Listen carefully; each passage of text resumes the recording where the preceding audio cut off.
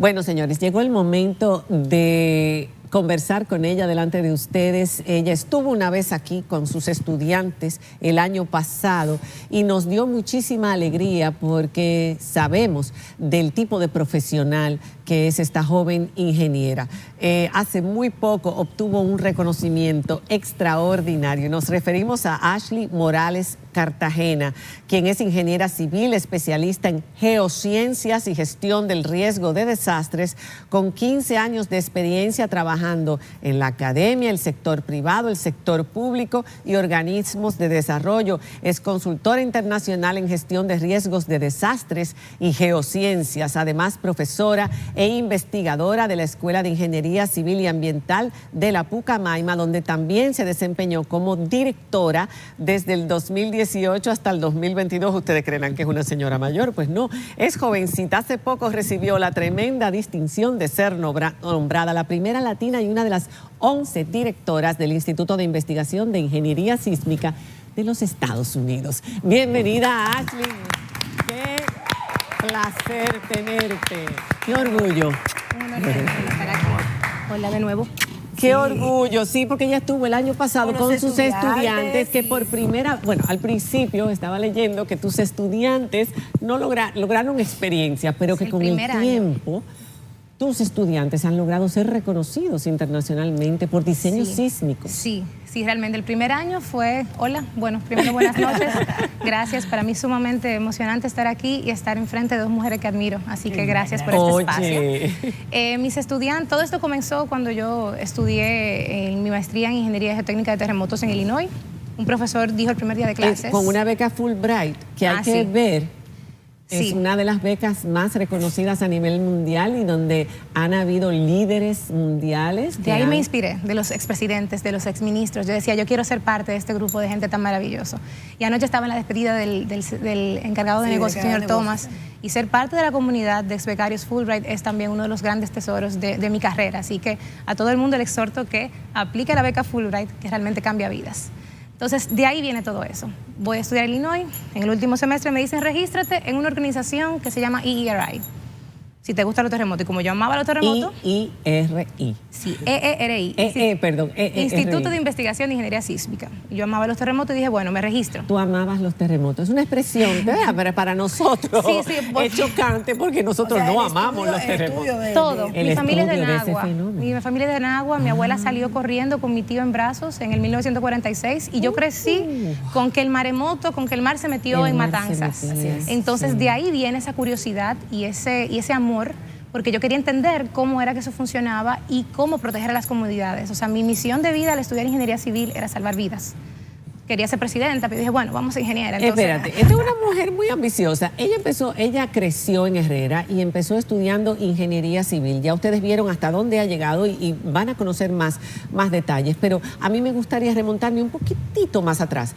En Herrera tú creciste y te metes a estudiar ingeniería civil. De hecho, eres de la primera promoción de graduandos de ingeniería civil de la Pucamaima, que no es una carrera que normalmente escogen mujeres. Y eso también llama la atención, pero después te interesaste por la geología, las geociencias y todo, la geociencia y todo eso. Explícanos cómo fue ese trayecto, pero primero, ¿cómo era ese hogar tuyo?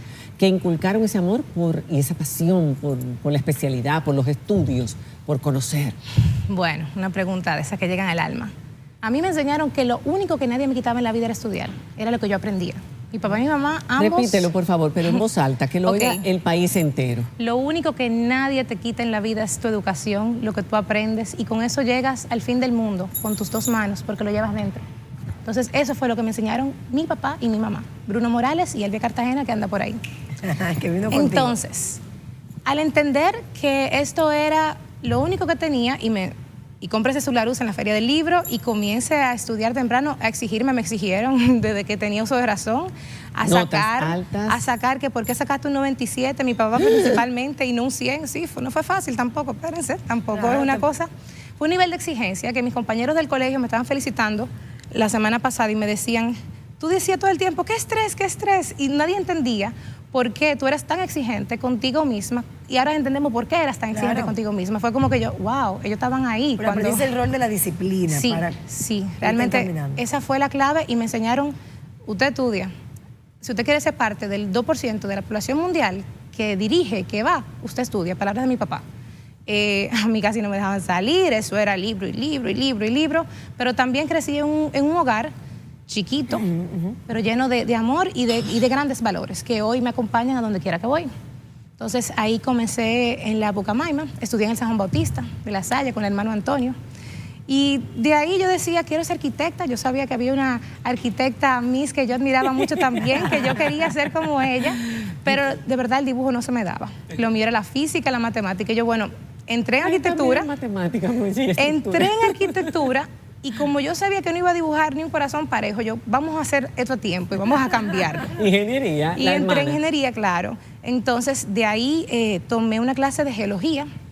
Ya yo venía con mi amor por las rocas y los terremotos. Iba a la playa en Nagua y me pasaba a recoger rocas y demás. O sea, ya todo era como un amor viejo. Y lo oficialicé ya cuando tomé la clase de geología con una cubana, mi profesora María Calzadilla. La falla, el terremoto, esto, lo otro. Entonces, ahí comencé a enamorarme de esto. Comencé a trabajar con ella el cuatrimestre siguiente porque ella vio que de verdad a la muchacha le gustaba esto y fui la primera monitora de la Escuela de Ingeniería Civil. Wow. Y me tocó sentar las bases de lo que hoy es el laboratorio de geología allá. O sea que yo con la Pucamaima también tengo amores viejos. Claro.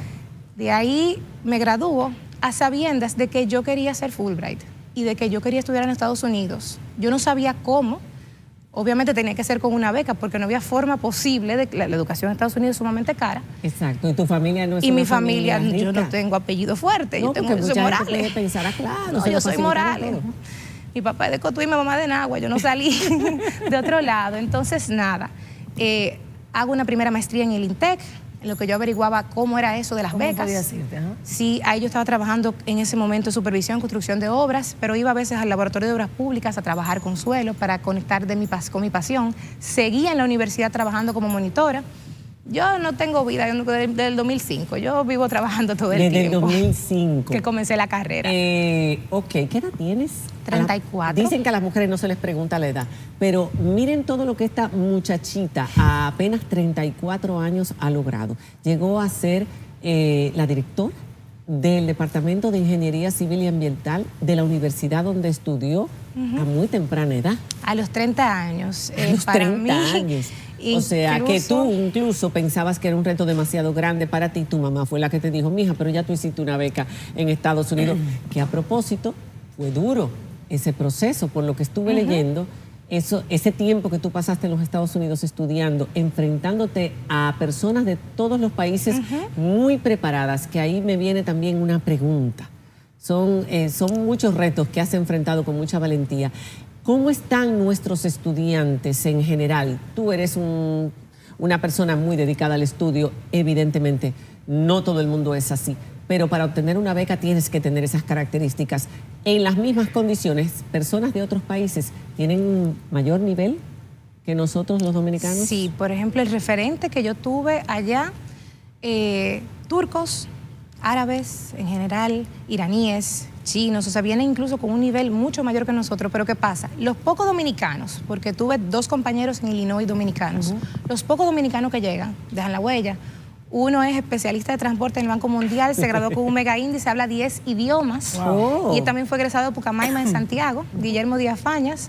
Y otra trabaja en Amazon como Senior Software Developer, estudió Ingeniería en Sistemas. O sea, los pocos que llegamos allá. Llegan con un nivel muy elevado. Y le damos con todo. O sea, si el nivel no está, entonces tenemos que ponernos al parejo cuando lleguemos. ¿Qué fue lo que tú hiciste? Sí, realmente para mí fue muy retador porque ya era mi segunda maestría y era en otra temática totalmente diferente a lo que fue la primera.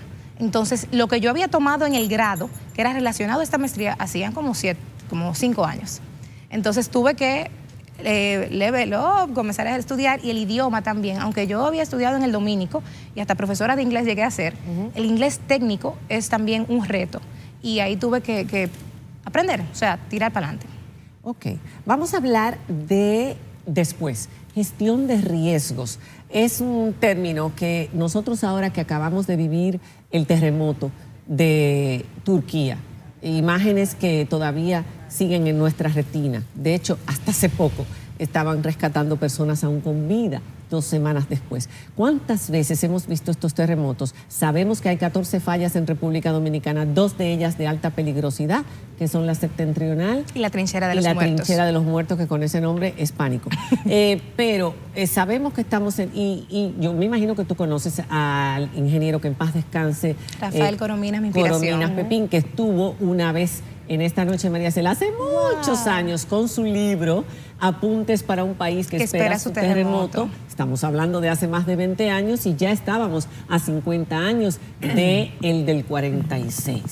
Una pregunta que yo tengo. 2. ¿Está este país medianamente preparado en cuestión de construcciones para soportar un terremoto de más de 6 grados?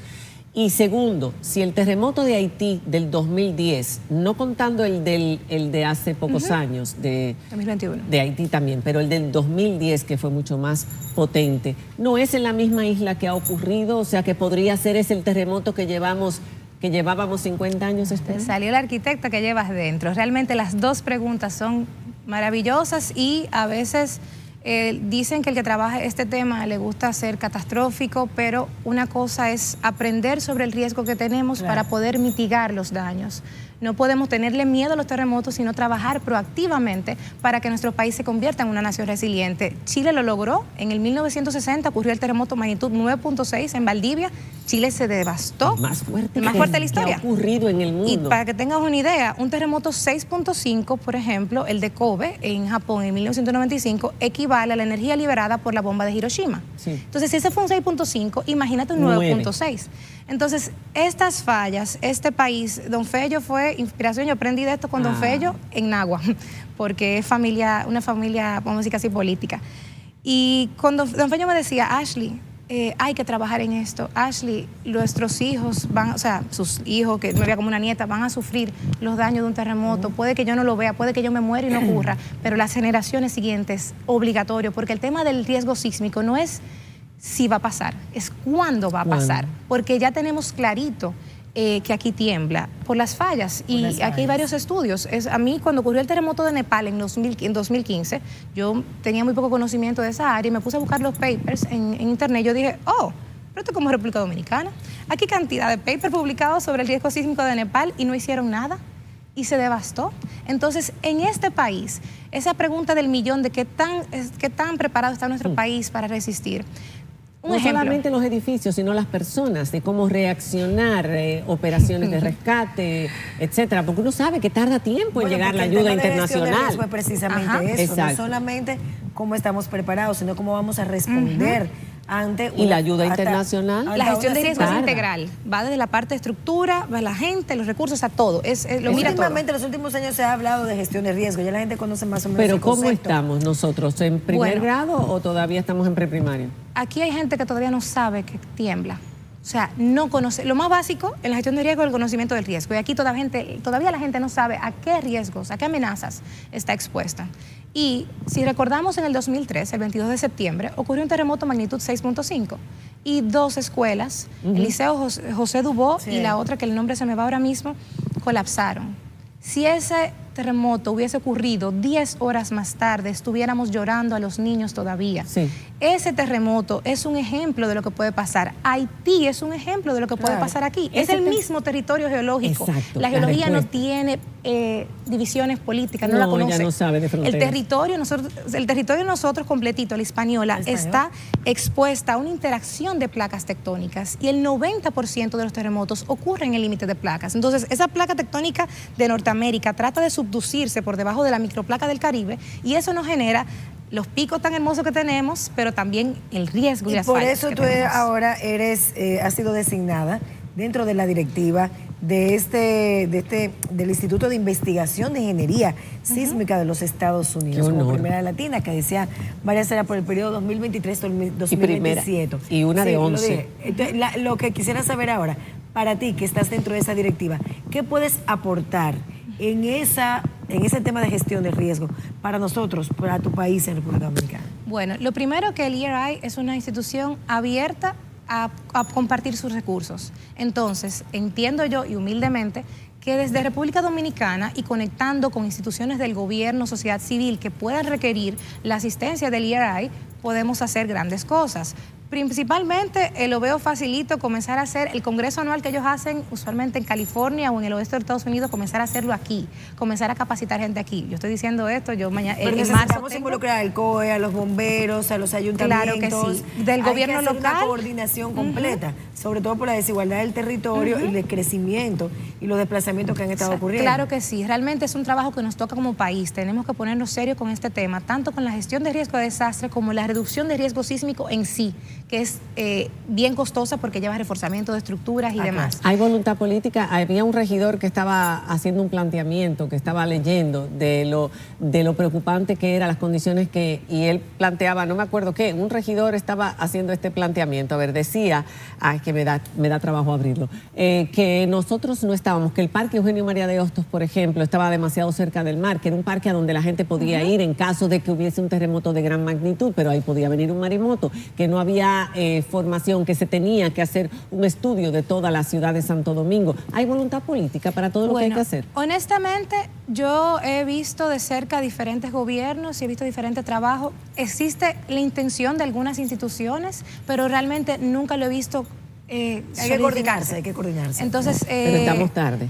Sí, eso supe tiempo, que la Oficina Nacional de Evaluación educar. Sísmica, ONESBI, está trabajando con el Ministerio de Educación para reforzar escuelas. A mí el corazón me brincó de alegría cuando don Leonardo Reyes Madera me comunicó eso. Aquí recientemente. Entonces, eso sí es el primer paso como contundente que he visto en el tema, pero sí tenemos todos que empujarlo como sociedad civil. Esto no es un tema que el gobierno resuelve solo. Esto tiene que ser un trabajo de todos y nosotros mismos abogar y pedirle a nuestros legisladores que también trabajen en este tema. Le salió competencia a Osiris de León. Nuestro amigo Osiris de León. Ya tenemos a quien consultar también ante muchas situaciones. Por último, en marzo viene una misión del Servicio Geológico de los Estados Unidos, financiado por la agencia del USAID. ¿Qué van a aportar? Eso es parte del trabajo que he venido haciendo gracias al ERI, que nos conecta con esta gente maravillosa en los eventos. Entonces, viene un grupo de geólogos de California, que son expertos estudiando la falla de San Andreas, que se parece bastante a la septentrional, que es la que va desde Cabo Haitiano hasta San Francisco, saliendo por la bahía de Samaná y la que cruza Santiago. Sí, entonces nosotros lo que pretendemos con este estudio es ver ¿cuándo fue el último gran sismo? Estamos hablando de 1000 años porque paleosismología. ¿Cuándo fue ese último gran sismo que ocurrió en la falla para poder comenzar a modelar y afinar los modelos de recurrencia y ver, ok, el sismo de la falla septentrional se espera en 300 o en 500 años y por dónde andamos? O sea, es paleosismología que vamos a hacer con los expertos de California. Bueno, qué maravilla, de verdad, escucharte hablar con la elocuencia, el conocimiento, el peso, y eso fue lo que vieron también en el instituto, en esta estudiante de Fulbright que empezó a hacer conexiones interesantes desde que se fue de este país, que nos hace sentir muy orgullosos y además es un ejemplo para las mujeres de que se puede estudiar ingeniería civil y que República Dominicana se puede destacar por muchas otras cosas que no es solamente pelota y música, como ciencia e ingeniería. Gracias por haber estado con nosotros. Ustedes. Y prepárate que te vamos a hacer unas cuantas llamaditas si alguna vez tenemos un nuevo temblor como el del otro día o situaciones, porque yo a lo largo de mi carrera siempre he tocado el tema, que había una norteamericana también, que no sé si la recuerdo. La chica terremoto. La chica terremoto que andaba con su pito y yo la llevaba cada rato a esta noche, María Cela, porque eso es lo que tú dices. No es si va a ocurrir, es cuándo. Sí. Gracias por haber estado con nosotros. A ustedes. Un aplauso para ti. Y tu mamá, qué orgullosa debe estar. Ahí está la mamá. Regresamos en un instante, señores.